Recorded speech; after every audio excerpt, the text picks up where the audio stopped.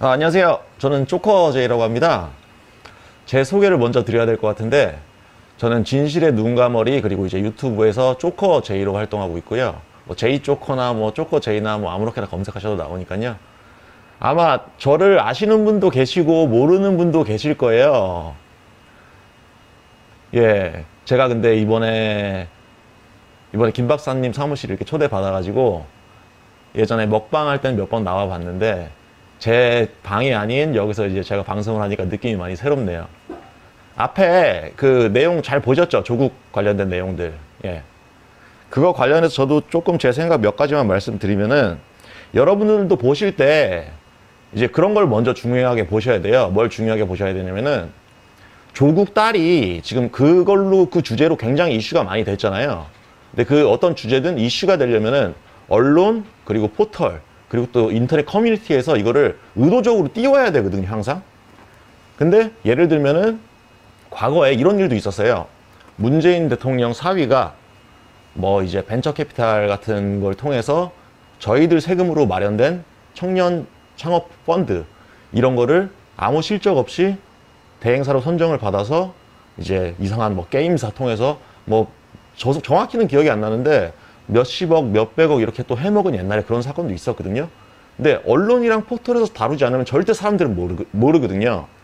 그래서 이번 그 정유라가 아니라 조국 딸 관련된 이야기들도 저는 그걸 보자마자 무슨 생각을 했냐면은, 이거는 뭔가를 또 덮으려고 이런 얘기를 만들어낸 거 아닐까, 이제 그런 합리적인 의심을 했는데, 그거랑 관련돼서 지금 방금 김 박사님 말씀하신 게 이 조국 딸 문제는 크게 중요한 문제가 아니라 그거에 더 훨씬 큰 문제를 덮기 위해서 지금 조국 딸을 의도적으로 이슈화 시켰다, 뭐 이런 얘기도 이제 하신 내용이고, 그리고 이제 뭐 아까 그 자소미아죠. 예.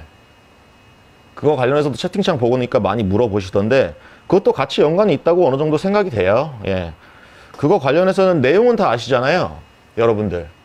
근데 이제 거기서 한 가지 제 개인적인 의견을 말씀드리고 싶은 거는, 지금 이게 한일 군사보호협정인데 그냥 언뜻 생각할 때는 그냥 일본이랑 한국 간의 문제로만 생각되실 수 있거든요. 근데 이거는 조금 다르게 보셔야 되는 게, 지금 대한민국 정부가 이거는 미국한테 개긴다, 이렇게 좀 해석하시는 게 맞으실 거예요. 왜냐면은 이게 한국이랑 일본이 뭐 서로 잘 지내보자고 했다기보다는 미국이 이 동북아 이제 균형이라든지 미국의 이제 그런 어느 정도의 컨트롤 범위 안에 두기 위해서, 야 일본, 한국 너네 사이좋게 지내, 이렇게 미국에 의해서 됐던 게 이제 한일 군사 보호 협정이기 때문에, 그런 거를 한국이 일방적으로 파기한 거는 일본이랑 싸우자라는 의미도 물론 있겠지만 이거는 미국한테 개긴다는 의미가 굉장히 크거든요.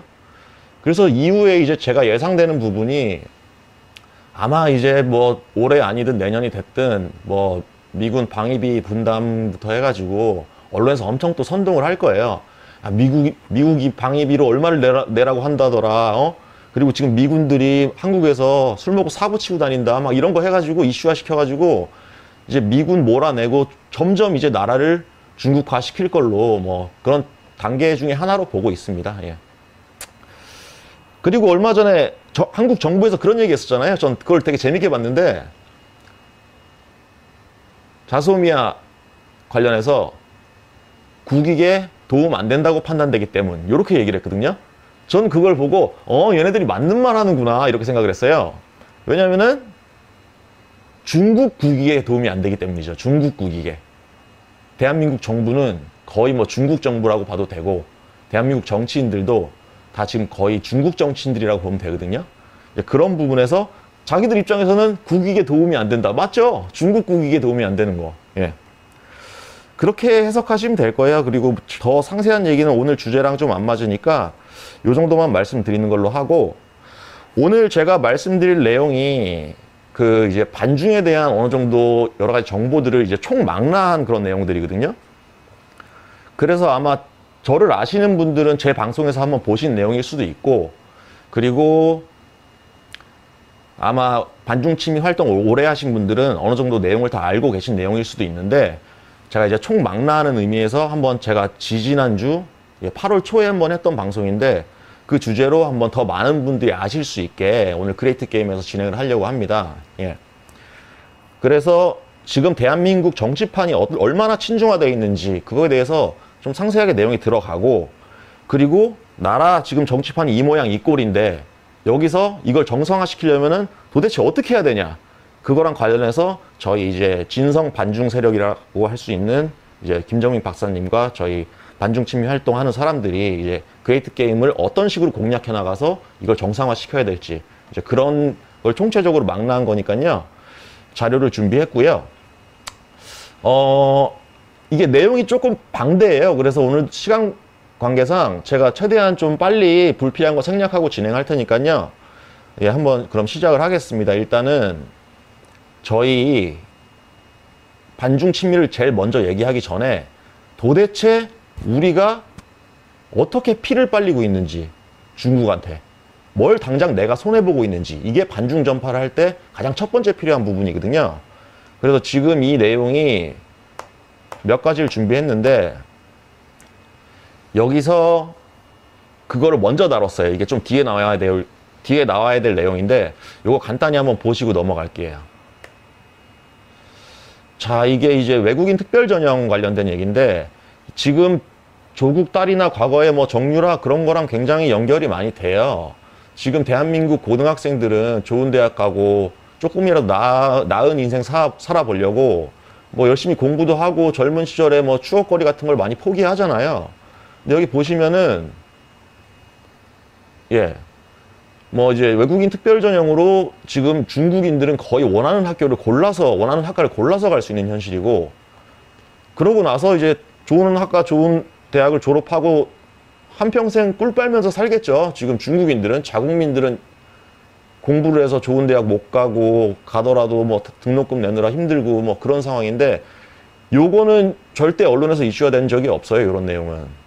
그리고 두 번째 자료가 이게 또 공교롭게 고려대네요. 이것도 고려대에서 나왔던 내용인데, 그 자료 몇 가지만 읽어드리면은, 대학 교육에서 국제화가 중요해지고 있다. 교육부는 대학 경쟁력 강화를 위해 외국인 유학생 수를 2017년까지 10만 8천 명으로 확대할 계획을 발표했고, 뭐 이런 내용인데, 이게 도대체 왜 그럴까요, 여러분? 이게 지금 대학 순위를 매기잖아요. 근데 대학 순위를 매기는 기관이 중앙일보인데, 그 대학 순위에서 굉장히 중요한 게 외국인 학생 비율이 많은 거예요. 국제화 지표라고 하거든요. 그 국제화 지표에서 높은 점수를 받으면은 대학 순위를 굉장히 높게 측정을 합니다. 그래가지고 국내 대학들이 외국인 학생을 많이 받으려고 할 수밖에 없게 시스템을 만들어 놓은 상태고, 여기서 지금 자료 또 보시면은, 지금 이 자료는 고려대학교 얘기거든요. 본교 외국인 특별 전형은 한국어를 못해도 지원이 가능해 외국인 학생에게 본교의 입학 문턱은 낮다. 그리고 외국인 학생들이 점점 늘어나고 있다. 이런 내용이고, 본교 외국인 학생들은, 이 고려대 얘기입니다. 면접 절차를 거치지 않고도 입학이 가능하다. 2014년에 면접고사가 폐지돼 서류 심사만으로 선발하고 있기 때문이다. 문제가 많죠.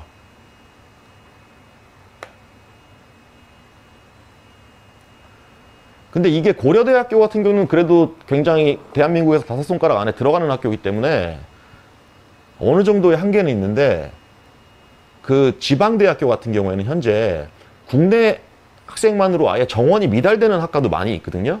오히려 그런 학교에서는 외국인들을 등록금을 주고 모셔와요.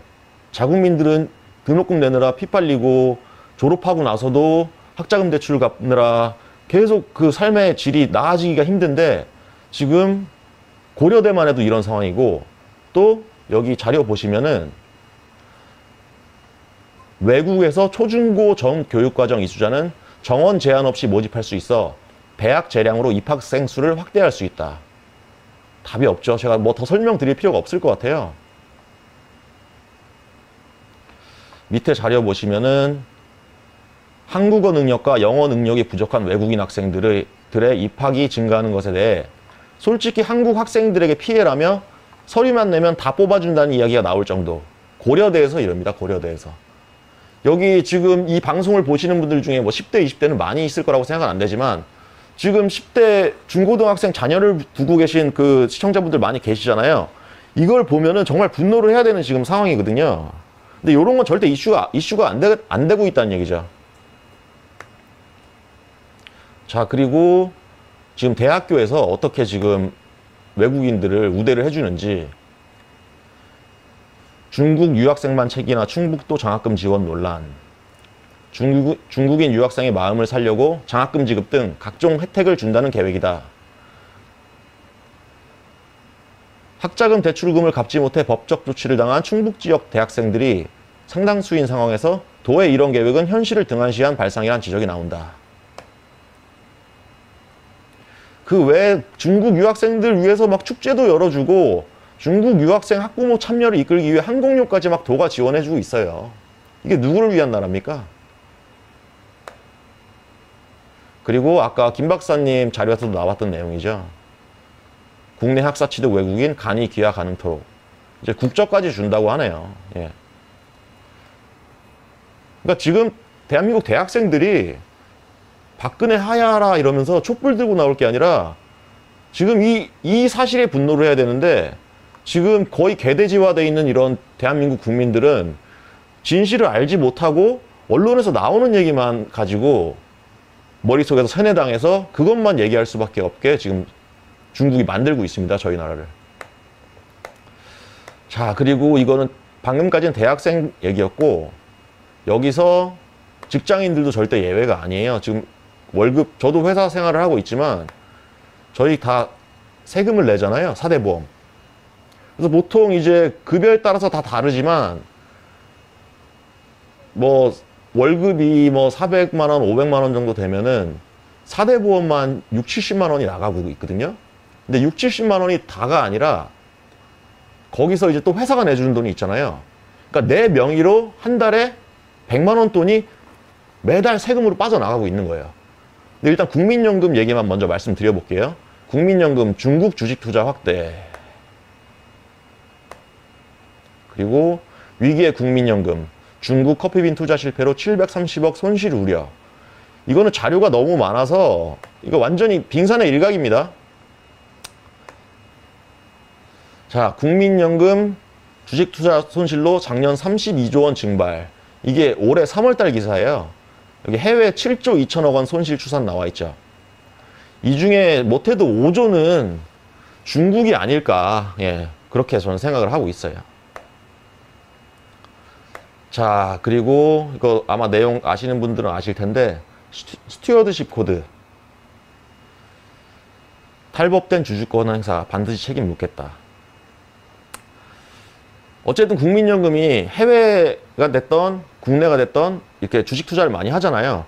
그리고 금액이 워낙 단위가 크다 보니까 이제 주주의 권한이 강해지는데 그걸로 기업의 임원 선임, 해임, 정관 변경 등에 관여할 수 있도록 했다. 밑에 나오는 내용이 기업의 경제적, 사회적 가치를 지키기 위한 제도라는 평가와 함께 정부가 국민연금의 주주권 행사를 정치적으로 악용할 수 있다는 비판도 제기되고 있다. 근데 이거는 제가 개인적으로 생각할 때는 국가에서 어느 정도 필요에 따라서는 뭐 기업을 어느 정도 이제 컨트롤할 수 있는 부분도 필요할 수 있다고 생각하거든요. 근데 그게 왜 하필 문재인입니까, 여러분? 안 그러세요? 그렇죠? 그러면 국가에서 이 기업을 어떻게 제재를 하겠어요? 당연히 중국에 유리한 쪽으로 제재를 하죠. 그러면서 자국 기업을 압박하고 특히 중국과 경쟁하는 자국 기업을 우리가 낸 세금으로 손실을 보고 있으면서 그러고 있습니다. 그리고 요게 좀 재밌는 내용인데 4대 보험에 정식 가입한 외국인은 귀국할 때면 국민연금 납입액을 일시불로 돌려받는다. 그러니까 외국인은 국민연금 다 내놓고 나중에 자기 나라로 돌아갈 때 일시불로 돌려받을 수 있어요. 적금이죠. 이거 완전 적금이에요. 예. 이자도 준다고 저는 들었었거든요. 근데 여기 보시면은 한국인은 수급 연령이 되지 않거나 국적 상실을 하는 경우가 아니면 뭐 당장 굶어 죽을 상황에서도 국민연금을 돌려받을 수 없는 거죠. 저희가 낸 국민연금이 외국인한테 훨씬 유리하게 돼 있어요. 특히나 저희는 그런 걱정이 있잖아요.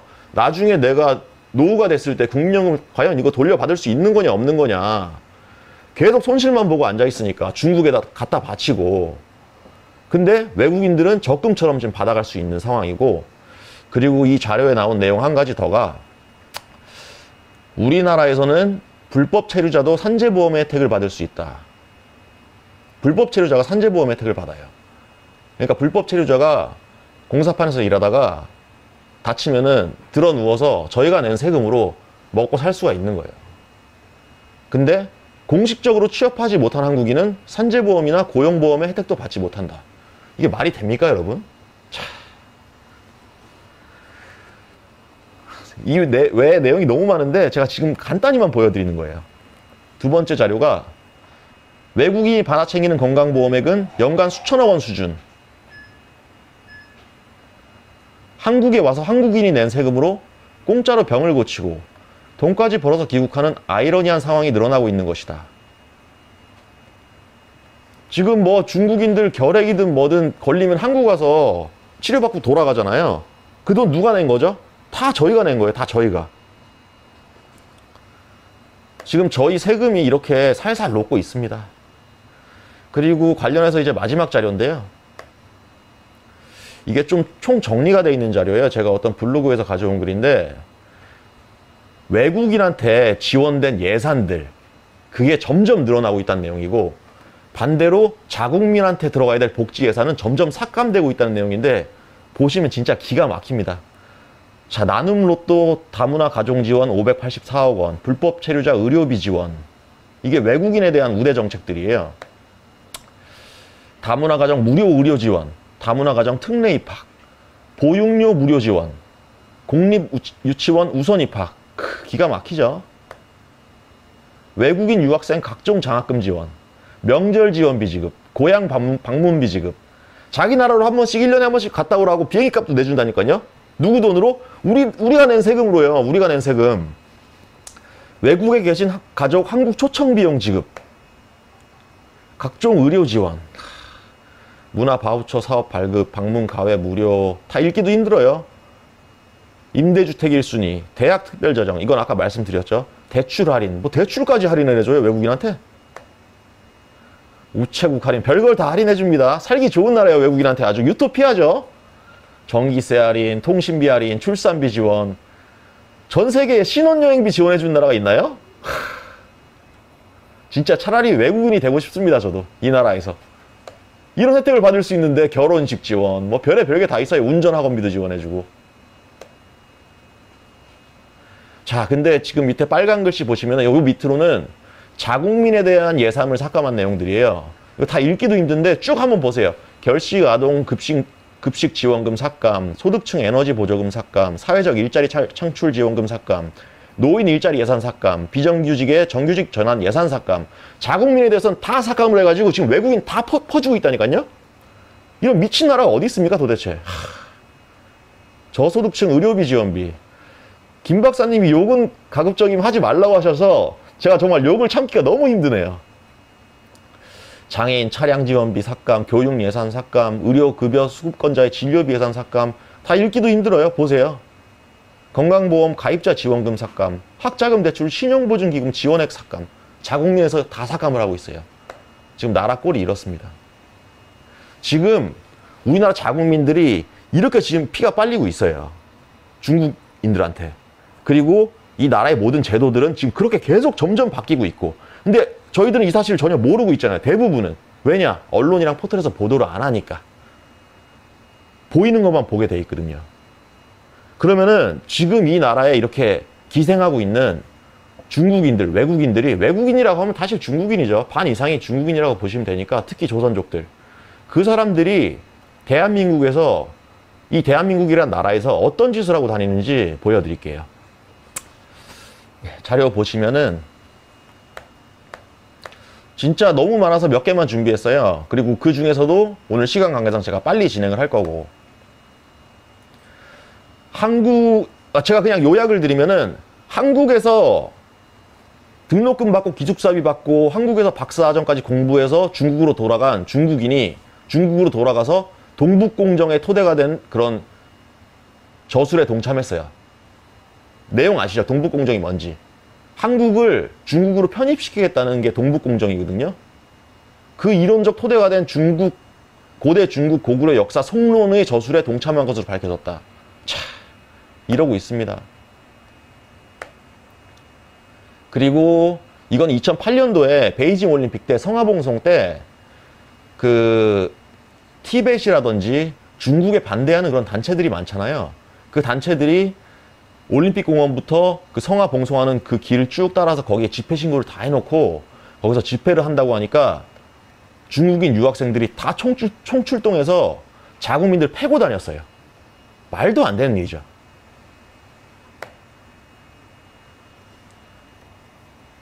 중국인들은 지하철 개찰구까지 따라가 여성들을 위협했다. 합법적으로 시위하던 최용호 자유청년연대 대표는 날아온 절단기에 가슴을 맞아 갈비뼈가 부러졌다. 근데 이게 과연 중국 유학생들이 자발적으로 움직였을까요, 과연? 절대 아니죠. 뒤에 누가 있죠. 그쵸? 중국 대사관이라고 할 수 있겠죠, 그쵸?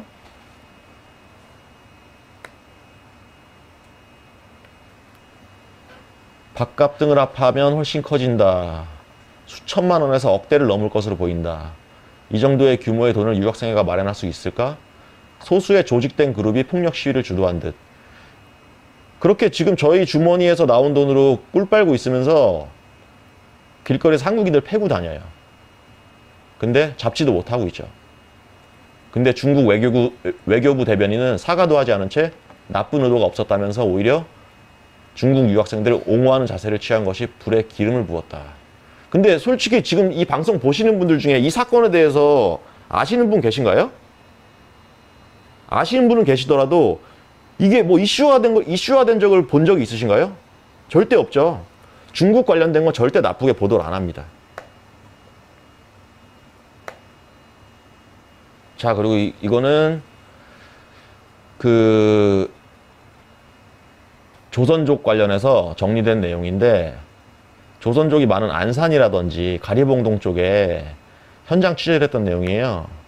이것도 아마 다 아실 거예요. 조선족 거주지역 공포 분위기 확산, 밤이 무섭다. 불법 체류 조선족 전체 중 80에서 90%. 택시기사들도 가리봉동을 잘 가지 않으려 하거나 가지 않더라도 손님을 태우지 않고 그냥 지나가는 경우가 발생하고 있다. 조선족 한목 씨가 택시의 사이드미러를 발로 차 파손하고 항의하는 운전기사를 폭행하는 사건이 발생했다. 이런 건 계속 발생을 해요. 그리고 가리봉동 일대를 거점으로 조선족들을 모아 옌벤 흑사파를 결성한 뒤 유흥업소 주인 등을 상습적으로 폭행한 혐의로 조선족 32명이 무더기로 검거된 적이 있었다. 근데 얘네들 검거되면 뭐합니까? 거의 호텔급의 외국인 교도소를 들어가거나 다시 배 타고 중국으로 가버리지. 그쵸? 그래서 자국민들이 이렇게 공포 분위기에서 덜덜 떨면서 살고 있는 거예요. 김 씨의 머리채를 잡고 둔기로 머리를 수차례 내리쳤다. 뭐 이런 일들은 뭐 다 제가 읽어드릴 수도 없습니다. 여행 가방 속에 토막 시신도 조선족에 의한 것이었다. 조선족 여성이 뿌린 화학물질에 의해 3도 화상을 입은 사건, 뭐 기타 등등 뭐 말도 못해요.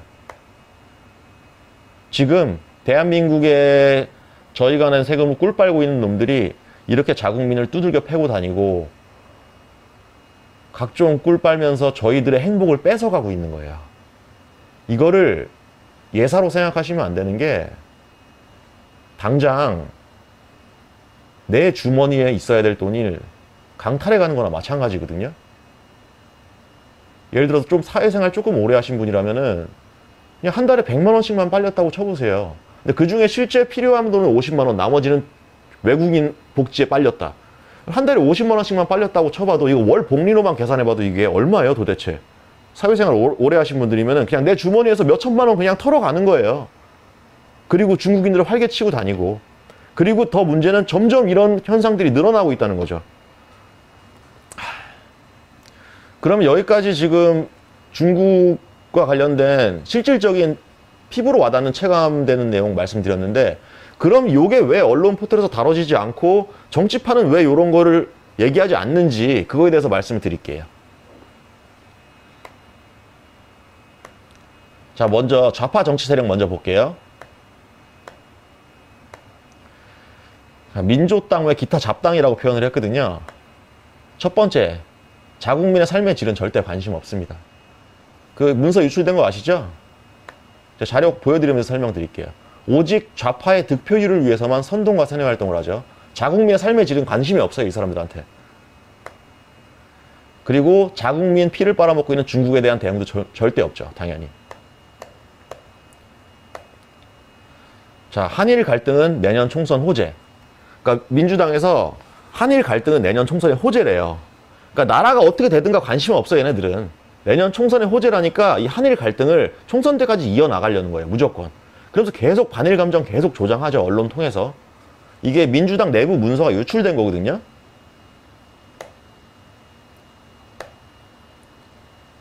그리고 웃긴 게 최근에 반일 그런 집회하고 반일 선동하면서 일본인들이 한국을 많이 여행을 안 오니까 일본인 관광객이 감소돼 가지고 이제 관광 수익이 떨어진다 이거예요. 그래서 서울시에서 내놓은 대책이 이겁니다. 중국인 관광객 전자비자 확대 건의, 영세 관광업체 5천만 원 보증 지원. 서울시장 누구죠? 다 아시죠? 웃음밖에 안 나옵니다 이제. 그리고 이건 유명한 거죠. 세월호 때 얘들아 너희들의 혼이 천만 촛불이 되었다. 미안하다. 고맙다. 뭐가 고맙다는 거죠? 고맙겠지, 문재인 입장에서는. 지금 한일 갈등이 고맙듯이 지금 이런 세력들이에요. 그래서 이 좌파 정치 세력 밑에 누가 있죠? 좌파를 지지하는 좌파 지지 국민이 있죠. 선동을 하고 지지를 합니다. 이 좌파 지지 국민들이 뭐 하고 있나 볼까요? 간단히 보고 넘어갈게요. 노 아베 일본은 사죄하라 멍멍 이러고 있습니다. 일본은 사죄하라 멍멍. 일본 막 국기 태우고 용감해요. 꿀꿀. 이건 세월호 때죠. 자, 여기 대학생들 많이 나왔죠. 한국인들도 중국인들도 많이 나왔겠지만 자기들 피가 어디로 빨리는지도 모르고 이러고 있어요. 이게 지금 좌파 정치 세력이고, 그렇다고 해서 우파는 과연 굉장히 뭐 좌파랑 다르게 자국민의 삶을 걱정하고 이 나라를 위해서 일을 할까요? 그게 아니라는 게 중요해요. 우파 정치 세력 보여드릴게요. 자, 우파 정치 세력은 두 가지로 나눴는데, 요 편에서는 이 우리공화당 관련해서 간단히 넘어갈게요. 지금 요 편이 끝나고 다시 김 박사님이랑 저랑 둘이서 같이 또 진행할 내용에서 우리공화당은 다룰 거기 때문에 여기선 넘어가고, 이제 자유한국당. 우리공화당 자료는 넘어가도록 할게요.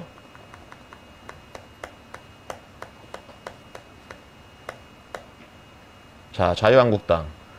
좌파랑 똑같습니다, 사실. 자국민의 삶은 질은 관심 없어요. 마찬가지예요. 오직 우파의 득표율을 위해서만 선동과 사내 활동.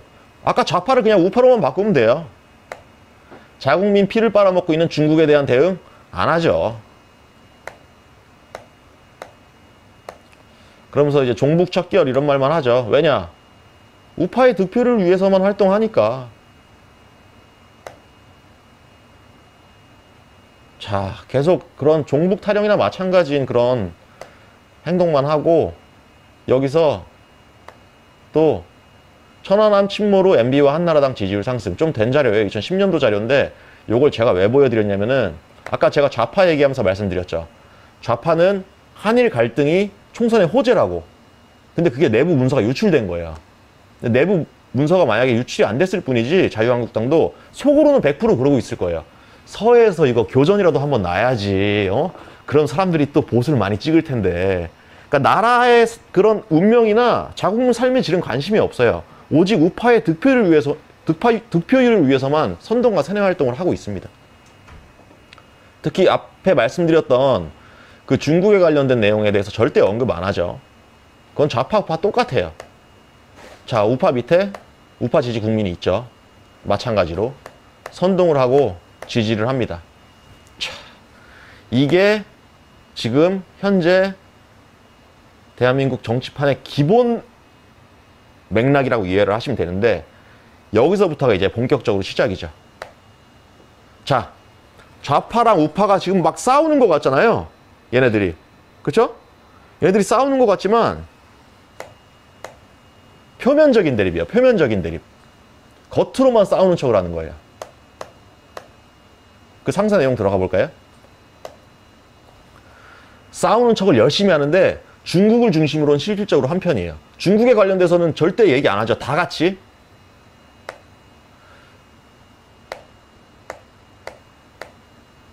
그래서 관련해서 내용 몇 개만 볼까요? 자, 이건 유명한 내용이죠. 중국몽 함께 하겠다. 문재인. 자, 좌파에서 이 얘기를 했어요. 우파에서 무슨 얘기를 하죠? 중국 관련돼서? 중국몽 같은 소리 하지 마. 중국은 안 돼. 이래야 되잖아요. 우파에서. 김무성 새누리당 대표. 무조건 많이 낳는 것은 현실적으로 힘들다. 정책적으로 조선족을 대거 받아야 한다. 한 목소리를 내고 있어요. 중국과 관련해서. 하나 더 볼까요? 박원순. 파리가 말에 붙어가듯 우린 중국에 붙어야. 이런 말하면 또 우파에서 뭐라고 해야 되죠? 중국에 붙긴 뭘 붙어? 이래야 되잖아요. 항상 싸우는 사람인데. 홍준표 의원. 중국은 5천년 우방, 한국은 소국. 이게 현실입니다. 이게. 그리고 제가 앞에서 우리공화당 쪽은 얘기를 안 하고 넘어갔는데, 박근혜 탄핵은 실질적으로 태블릿 PC가 주 원인이라기보다 중국의 개입이라고 보시는 게 훨씬 맞거든요. 박근혜 탄핵 관련해서 똘똘 뭉쳤죠. 여야 할 거 없이. 이게 지금 대한민국 정치판의 좌우가 힘을 합쳐서 중국 편에 서 있다는 내용들이에요. 근데 여기서 한 가지 재밌는 게, 좌파는 더 적극적인 친중이거든요. 좌파는 적극적인 친중이고, 그거에 대해서 우파는 의도적인 패배를 해요. 의도적인 패배. 져주기 한다는 거죠. 중국과 관련돼서. 그거와 관련돼서 자료 몇 개만 보여드릴게요. 이게 예를 들면 조선시대랑 일제시대, 그리고 뭐 이승만 대통령이나 박정희 대통령에 대한 그런 평가 관련해서 좀 주요하거든요. 좌파에서 일본 정부 편드는 친일 앞잡이, 자유한국당 해체하라. 이러고 있어요. 좌파들은 이럴 수 있죠. 원래 그런 놈들이니까. 적극적인 친중이니까. 그럼 여기서 보수라는 사람들은 뭘 해야 되죠? 이거에 대해서 진실을 정확히 얘기를 해야 될 거 아니에요. 그쵸? 지금 일본과의 관계를 어떻게 해야 되는지, 그게 어떻게 국익에 도움이 되는지, 그거에 대해서 얘기를 해야 되는데, 여기서 우파는 이러고 있어요. 자유한국당도 똑같이 지금 일본을 규탄하고 있죠. 대세에 편승하겠다고. 이건 일부러 져주고 있는 거예요. 져주기. 그리고 좌파에서 이런 얘기 많이 하잖아요. 뭐 독재자의 후예니, 뭐 5.18 망언이니, 이런 얘기 많이 하잖아요. 그러면 어떻게 대처를 해야 되죠? 제대로 된 보수라면? 이승만 대통령, 박정희 대통령 시대에 그 당시에 왜 이런 유신민주주의가 필요했는지, 그거에 대해서 진실을 전파하고 잘못된 역사에 대해서 더 공격적으로 나가야 되는데, 여기서 또 져주기가 들어가죠. 자유한국당도 똑같이 독재 타도 헌법 수호. 독재는 나쁘다는 걸 인정하고 들어가는 거예요. 고작 한다는 얘기가 뭐 독재는 나빴지만 경제를 발전해서 괜찮다. 그런 얘기는 하고 있죠. 그러니까 우파가 친중, 적극적인 친중 포지션인 좌파한테 의도적인 패배와 인정을 하고 있는 상황입니다. 그래서 그런 부분에서 지고 들어가고 있죠. 우파는. 어차피 둘 다 똑같은 새끼들이긴 해요. 근데 여기서 이 우파 정치 세력이 우파 지지 국민을 선동하고 지지하고, 좌파 정치 세력이 좌파 지지 국민을 선동하고 지지하는 데 있어서 가장 중요한 포인트가 있어요. 그게 뭘까요? 바로 이거 먼저 보여드릴게요. 일단 다 중국 안에 있죠. 친중화된 교육 언론 포털입니다. 좌파 정치 세력, 우파 정치 세력, 교육 언론 포털, 이게 다 중국이라는 틀 안에 있어요, 지금. 근데 여기서 핵심이 제가 생각할 때는 친중화된 교육이랑 언론이랑 포털입니다. 교육 관련해서 몇 가지만 보여드릴게요. 자, 이게 교육과정인데요. 이거 다 설명드리긴 좀 어렵고요. 본격적으로 이제 7차 교육과정부터 이제 김대중 대통령 집권 시기였거든요. 요때부터 이제 문제가 생기기 시작한다고 보시면 되는데, 자, 다 보여드릴 수는 없고, 2000년에서 2009년도 역사 교과서가 바뀌었던 내용 간단히 말씀드릴게요. 대한민국 정부는 대한제국 및 임시정부를 계승한 전통성 있는 국가임을 설명한다. 이거는 뭐 기존의 독립군 같은 거 다 인정하자는 얘기예요. 이것까지 다 설명드리기면 좀 복잡하긴 한데, 그리고 밑에 있는 내용이 6.25 전쟁이 북한의 남침으로 시작됐다는 사실을 명확히 한다. 중국 빼자는 얘기죠. 예. 대한민국이 성취한 민주주의와 경제발전이 상관관계가 있음도 서술한다. 5.18 찬양하자는 얘기예요. 5.18로 인해서 경제발전에 상관관계가 있음도 서술한다. 그러니까 이미 2000년도에도 많이 나빠진 상태인데 거기서 2009년에 더 나빠진 것만 하나 보여드렸고요. 그리고 다음 자료가 박근혜 전 대통령이 2015년도에 역사 교과서 그때 바꾸려고 했잖아요, 다시. 그때 제대로 바꾸려고 하다가 못 바꾼 내용이에요. 조선 후기 정치 상황만 다를 뿐 경제를 다루지 않아 자생적 발전상을 알기 어려움. 그러니까 조선 후기에 이거 경제라고 말하기도 힘들어요. 길거리에 똥이 널브러져 있고 뭐 이제 그런 것들 관련해서 내용이고, 광복 이후 대한민국이 수립됐다고 명기에 독립운동과 건국의 역사를 분리함. 정확하죠? 정확하지 않습니까? 근데 이걸 못했어요. 아시잖아요. 그 당시에 막 반대 여론이 얼마나 들끓었는지. 근데 더불어민주당이 역사 교과서 개발 계획을 발표를 했었죠. 조금 된 자료긴 한데 지금 어디까지 진행 중인지도 저도 정확히 모르겠어요. 근데 지금 이 상태에서 얼마나 더 나쁘게 만들겠다는 얘기죠? 자, 지금 그래서 대한민국의 중학생, 고등학생들은 교육상으로 조선시대는 굉장히 좋았던 나라고 일제시대는 엄청나게 나빴던 시절이고 이 대한민국이 완전 수탈당하고 당했던 엄청나게 나쁜 걸로 역사 교육을 받고 있고, 이승만, 박정희 대통령은 나쁜 놈으로 교육을 받고 있고, 김대중, 5.18 이런 거는 와 최고. 지금 교육을 그렇게 받고 있어요. 지금 이 시대의 10대들은. 근데 여기서 얼마나 더 나빠질지 모르죠, 교육이. 자, 그리고 언론 포털. 조금 빨리 진행하겠습니다. 요거는 아마 많이 못 보신 내용일 텐데, 요건 제가 제 친구들한테 얘기할 때 많이 써먹는 내용이에요. 오른쪽에 동해라고 돼 있잖아요. 기억하시는 분 기억하실 텐데, 이 세계 지도상에 시 오브 재팬이라고 돼 있는 이 바다를 이스트 시라고 하자고 빡빡 우겼던 게 대한민국이에요. 전 세계에서 이거를 이스트 시라고 하자면 그거 얼마나 얼처겁고 말도 안 되는 주장입니까? 그쵸? 보시면은 일본이랑 거의 반 정도, 반 이상 일본이랑 다 있거든요, 이 바다가. 이거는 세계 지도상에 일본해라고 하는 게 맞죠, 당연히. 근데 이걸 동해라고 하지. 그러면 무슨 인도네시아 동쪽에 있는 바다도 동해고, 뭐 영국 오른쪽에 영국 오른쪽에 있는 바다도 동해고, 다 동해게요? 세계 지도에 이걸 이스트시라고 하자면서 반일 감정을 부추겨요. 근데 왜 우리나라에서 서해라고 하는 황해 가지고 얘기 안 하죠? 이런 거 얘기 나온 적 들으신 적이라도 있나요? 황해는 중국식 표현이에요. 그리고 동중국해. 이거 남해라고 해야지. 남해라고 하고 싸워야지. 왜 안 싸워? 왜 세계 지도상으로 재팬시가 시 오브 재팬이 맞는 걸 갖다가 동해라고 하면서 빡빡 우기고 연병을 하냐고. 그리고 독도 몇십 년째 지금 난리 나죠. 근데 이어도는 가지고 왜 난리를 안 치죠? 언론이랑 포털에서는. 연예인들 왜 이어도 안 가죠? 일본이 독도를 자기 땅이라고 주장하는 것보다 이어도를 중국이 자기 땅이라고 주장하는 게 더 지랄 맞거든요. 근데 왜 이어도는 언급을 안 해요? 이상하지 않나요? 그냥 물어보세요, 주변 사람들한테. 이건 이상하지 않아? 왜 이렇지? 이거는 균형이 안 맞는데? 자, 그리고 요거 제가 말씀드리기 전에 이걸 하나 먼저 말씀드릴게요. 과거에 촛불 시위 시작이 언제였죠? 제 기억에는 효순이, 미선이 미군 장갑차에 치여 죽었던 그때부터 시작인 걸로 알고 있거든요. 맞죠? 근데 이건 냉정하게 생각을 해보자고요. 그 여중생 2명이 죽은 것도 분명히 안타까운 일이에요. 저도 그렇게 생각을 하지만 그게 그렇게 크게 다룰 일이었나요? 그 당시에? 미군이 과연 일부러 쳤을까요? 그렇다 손 치더라도 그렇게 전 국민이 난리를 쳤었는데, 근데 그 다음 제가 보여드릴 자료를 보면서 그거랑 어떻게 한번 비교를 한번 해보세요. 뭐가 더 큰일인지.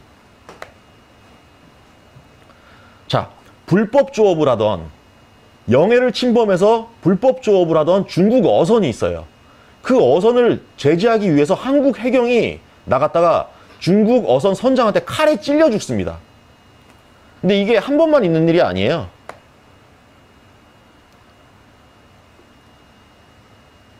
중국 선원들이 휘두른 도끼에 태안 해경 한 명이 부상을 당한 지 불과 9개월이 지난 시점에 일어난 것이었다. 그러는 동안 중국 정부는 중국 선원들의 난폭한 행동이 정당방위라고 주장하며 오히려 한국 정부에 항의하는 적반하장식 태도를 보였다. 한국 정부는 저자세로 일관했다. 이게 나라입니까, 나라?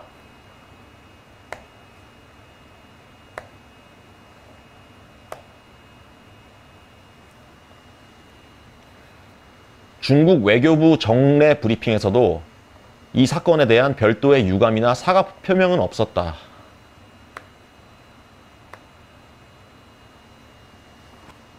근데 이 사건 이후에 4년 뒤에 이게 또 일어나요.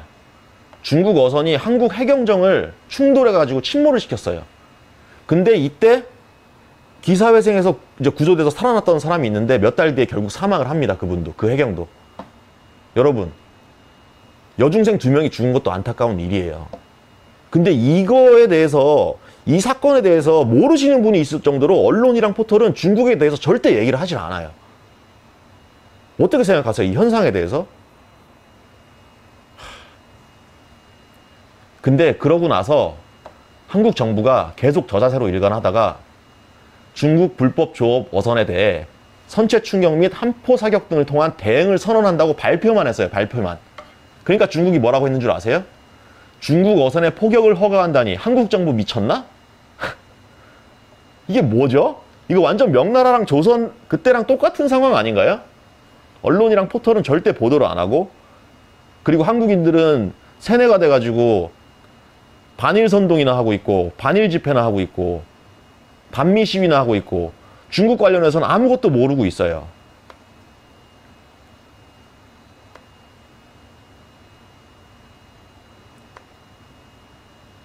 자, 이 자식들은 무슨 죄입니까?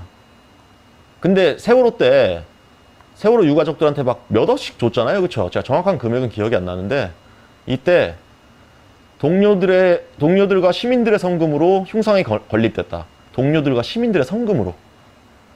해경이 불법 조업하던 중국 어선 선장한테 칼에 찔려 죽었는데 정부는 고인의 순직을 인정해 경장에서 경사로 1계급 특진시켰고 옥조 근정 훈장을 추서했다. 참 대단한 대처죠. 이게 여야 할 거 없이 다 같이 이러고 있는 거예요. 자, 그리고 머지 않았습니다. 지금 중국산 독스모그가 아니라 중국에서 방사능이 넘어올 날이. 절대 보도 안 하죠. 그리고 만약에 중국산 독스모그, 초미세먼지가 일본에서 넘어왔잖아요. 난리 났을걸요, 지금 대한민국. 중국에서 넘어오니까 조용하잖아요, 비교적. 처음엔 보도도 안 했어요. 어쩔 수 없이 지금 보도하는 거지. 근데 언론이랑 포털이 얼마나 왜곡됐는지 제가 자료를 하나 찾았거든요. 이게 제가 이 방송을 제 채널에서 했던 게 8월 8일이에요. 2019년 7월 1일에서 8월 7일까지 한 달 조금 넘는 기간 동안 있던 기사만 제가 검색을 한 거거든요. 살인, 폭행, 흉기, 구속 이런 키워드들로 이런 키워드랑 조선족이랑 매치를 시킨 거예요. 그러니까 기사가 124개가 나옵니다. 124개. 자, 위에 보실까요?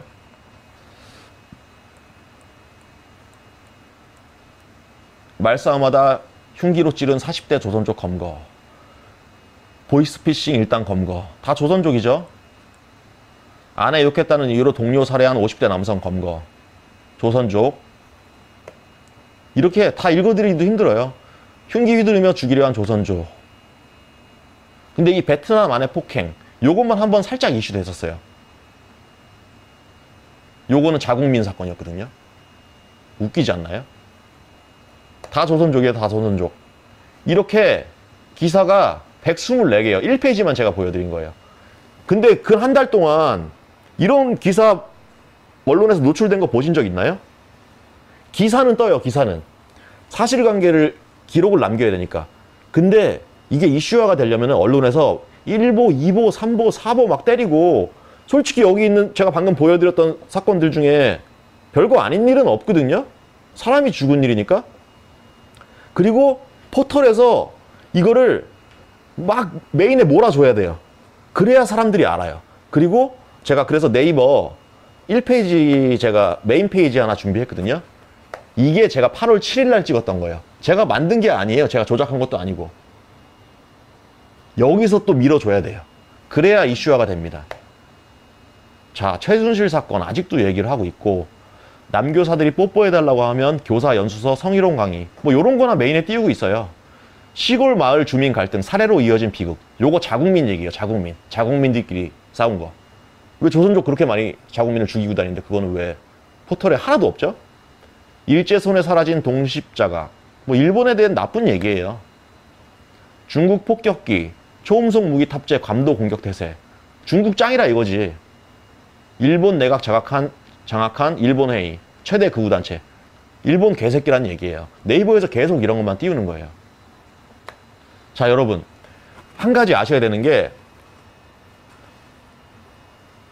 여론이 형성되면은 그거를 언론이 보도한다고 착각들을 하고 계신 분들이 계세요. 절대 그렇지 않아요. 언론에서 이슈화를 시키면은 그게 여론으로 형성이 되는 겁니다. 반대예요. 중요한 일이 생겨서 그게 사람들이 입소문이 나고 여론이 형성되면 그걸 언론에서 보도를 하는 게 아니라, 언론에서 매겨주면은 그게 대한민국 개돼지들은 들고 일어나는 거예요. 네이버에서 화내라고 하면 화내는 거고, 네이버에서 슬퍼하라고 하면 슬퍼한다니까요. 지금 그게 지금 대한민국 현실이에요. 자, 자료 이거 보시면은 중국 댓글 아마오당, 중국 댓글 알바 우마오당 1000만 명 넘어. 대한민국 국민 수가 4천만 명 정도 되잖아요. 네다섯 명에 한 명은 중국인이라고 보시면 돼요. 짱깨라고 보시면 됩니다. 인터넷에서 활동하는. 이 정도로 대한민국 언론, 포털 교육이 장악돼 있어요. 그렇다 보니까 우파 정치 세력이 선동하고, 우파 지지 국민은 그걸 지지하고, 좌파 정치 세력은 좌파 지지 국민을 선동하고, 국민들은 지지를 하고, 이 중국이란 틀 안에서 벗어나질 못하는 거죠. 좌파 우파는 싸운 척을 하면서 중국을 향해서는 한편이고. 그래서 이제 국민들이 어떻게 되죠? 개돼지화 되는 거예요. 개돼지화. 우파 지지 국민은 하프 개돼지고, 좌파 지지 국민은 슈퍼 개돼지입니다. 어쩔 수 없어요. 듣기 싫어도 어쩔 수 없어요. 개돼지 소리 듣기 싫으면은 이 진실을 정확히 알고 반중 친밀을 하시면 돼요. 어쩔 수 없습니다. 이거는 표현이 좀 거칠어도 어쩔 수 없어요. 자, 그래서 이 대한민국 국민들이 개중국 바퀴벌레들한테 피 빨리고 있죠. 개중국 바퀴벌레들은 한국 국민들에 있어서 개진상을 부리고 다닙니다. 그래서 처음 보여드렸던 자료를 여기서 다뤄야 되는 내용인데 앞에 먼저 다뤘던 거예요. 그리고 좌파 지지하는 국민, 우파는 지지하는 국민들은 서로 이념 대립을 해요. 막 술 먹고 싸움 많이 하잖아요. 이런 걸로 말싸움. 자, 요건 아까 다 말씀드렸으니까 넘어가고, 이게 지금 보시는 화면이 대한민국 정치판의 큰 그림이라고 보시면 돼요. 근데 이런 의문을 하실 거예요. 도대체 중국이란 나라가 얼마나 대단한 나라길래 이 좌파 우파 정치 세력부터 해가지고 친중화된 교육, 이 교육이랑 언론 포털까지 다 중국이 이걸 불화를 잡고 있냐. 그게 좀 불가능한 얘기 아니냐. 충분히 그렇게 생각할 수 있다고 저는 생각이 되거든요. 인정을 하거든요. 그래서 그거랑 관련된 자료 몇 개만 보여드릴게요. 자, 이 자료 굉장히 많은데 간단하게 4개만 준비를 했어요. 일본은 자살을 선택했고 한국은 멱살 잡았다. 이게 뭐냐면은, 일본 외교관이 중국 여종업원한테 꽂혀서 술집에서 이제 뭐 관계를 가졌어요. 그렇고 그런 관계를 가졌겠죠. 근데 이걸 이용해서 중국 공안 당국이 일본 외교관한테 너 이거 관계 다 알릴 테니까 너 이제 정보 다 넘겨. 그러니까 일본 외교관은 자살을 했어요. 국가를 팔 수 없다면서. 근데 제가 이걸 말씀드린 이유가 일본 외교관이 뭐 대단하다 이런 걸 얘기하려고 하는 게 아니라 한국은 어떤 일이 있었냐면은 이거 아마 내용 다 아실 거예요. 아시는 분은. 덩신핑 파문이라고 해서 이것도 보도 안 돼요. 기사는 떴어요. 검색 한번 해보세요. 사진이랑 다 나와요. 한국에서 3명 이상의 외교관이 이 덩신핑이라는 여자랑 관계를 한 거예요. 불륜 관계를, 부적절한 관계를. 근데 일본 외교관은 자살했다고 했죠. 한국 외교관은 경쟁적으로 기밀상을 내연이역이 유출시켰어요. 그리고 이거 대만에서 있었던 일인데 그냥 요약하면은 대만에서 한 현역 소장이 비슷한 식으로 중국인 여성한테 포섭돼서 군사기밀을 넘긴 사건.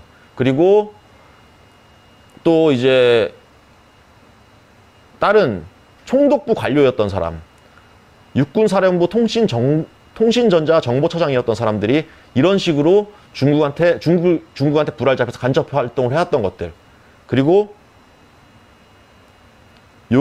그 대만 총독부 관리였던 왕런빙이라는 사람은 수고비를 받고, 여긴 여자한테 불알 잡힌 게 아니라 돈에 불알 잡힌 거죠. 그리고 서방 언론은 미국에서 가장 스파이 활동이 활발한 국가로 중국을 지목하고 있다. 자, 미국인을 이용한 중국의 스파이 활동. 중국어가 유창한 백인을 CIA 요원으로 취업시키려다 실패. 다 읽어드리기도 힘들어요. 보시면은 이거는 걸린 거예요. 걸린 거. 안 걸린 거 얼마나 더 많겠어요. 그렇지 않나요? 미모의 중국 여성을 붙여 북한 탄도미사일 전략 등 군사기밀 입수. 중국 반체제 인사에 대한 정보 입수. 최근 미국이 기소한 중국 산업 스파이.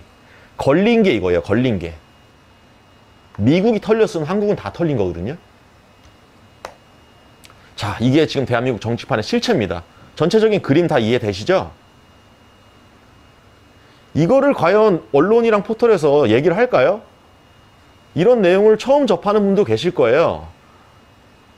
근데 이런 얘기 절대 안 하죠. 근데 제가 유튜브에서 지금 이런 방송 내용을 하는데 이런 말 하는 제가 가짜 뉴스입니까? 반대로 이런 말 절대 안 하는 MBC, SBS, KBS가 가짜 뉴스지? 자, 근데 지금 이 화면에서 딱 보면 답이 안 나와요. 도대체 어떻게 해야 돼? 이 정도로 견고하게 개중국 틀에 갇혀 있는데, 언론과 포털까지. 국민들을 계몽시키려고 해도 바뀌지가 않아요. 교육 언론 포털 때문에. 자, 그래서 여기서부터 저희 김정민 박사님 채널 시청하시는 분들, 그레이트 게임이 이 프로그램 제목이잖아요. 코너 제목이잖아요. 여기서 저희가 앞으로 어떻게 해나가야 되는지, 이걸 어떻게 타파해 나가야 되는지 그거에 대해서 제가 준비를 했어요. 자, 그레이트 게임 스타트. 진성 반중침미 세력이죠. 코리아 퍼스트입니다. 자국민 우선주의. 이게 이제 1단계가 반중침미 세력화예요. 지금 어느 정도 진행이 됐죠. 다행히. 그 전에는 반중침미라는 거에 대해서 세력화도 없었어요. 답이 없었던 상태죠. 거기에 필요한 게 신당 창당, 인재 영입, 뭐 조직 구성, 뭐 전략 기획 이런 건데, 뭐 상세한 건 다 말씀드리기 조금 어렵고 조금 빠르게 진행을 하겠습니다. 자, 저희는 진실을 전파하죠. 그래서 반중 지지하는 국민들이 있는 거예요. 지금 이 방송 보시는 시청자분들 지지를 보내주시고.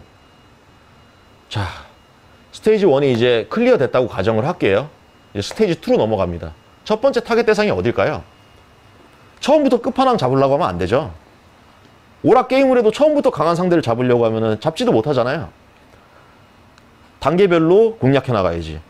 첫 번째 대상이 우리 공화당입니다. 자, 우리 공화당 관련된 얘기는 지금 2부 끝나고 3부에서 김 박사님이랑 같이 얘기를 나눌 예정이니까 간단히 넘어갈게요. 태극기 부대를 흡수를 해야 돼요. 그러려면 박근혜 탄핵의 진실을 알려야 되고 우리 공화당의 정체를 저희가 진실을 전파를 해야 되죠. 그렇게 되면은 아래쪽에 우파 지지 국민 보이시죠? 여기서 요 정도를 가져올 수 있습니다. 요 정도. 요 정도. 그렇게 이제 클리어가 돼야 되는데, 스테이지 2는 제 개인적인 생각으로 총선 전엔 무조건 마무리돼야 돼요. 저희가 이 엉망진창이 된 중국화된 나라를 정상적으로 바꾸려면은 이 단계별로 가야 되는데 스테이지 2는 늦어도 총선 전 올해 안에 끝나야 된다고 생각을 합니다. 자, 그 다음 단계 자유한국당이죠. 다른 보수 지지자들을 흡수를 해야 돼요. 보수 가치를 재정립하고 이 자유한국당을 융화 흡수라고 제가 써놨는데 이게 어떻게 보면은 스테이지 2 우리공화당 단계랑 조금 다른 형태가 될 수도 있다고 생각을 해요. 왜냐면은 예를 들어서 적군을 다 괴멸을 했어요. 그럼 적장들을 이렇게 포박을 할 거 아니에요. 그럼 잡힌 적군이 내 목을 쳐라, 난 너에게 투항할 수 없다. 뭐 그거는 솔직히 만화에나 나온 얘기고 대한민국 정치인들 중에 그럴 놈 한 새끼도 없거든요. 근데 그 중에 이용 가치가 있는 건 분명히 데려갈 필요가 있어요. 그게 어떤 의미냐면은 기존에 좌파랑 많이 싸워왔기 때문에 적을 잘 알고 전투로 비유하면은 적진을 알고 적장을 알고 약점을 알고 그 상대편 땅의 지형을 알고 그런 사람들은 어느 정도 같이 갈 필요도 있거든요.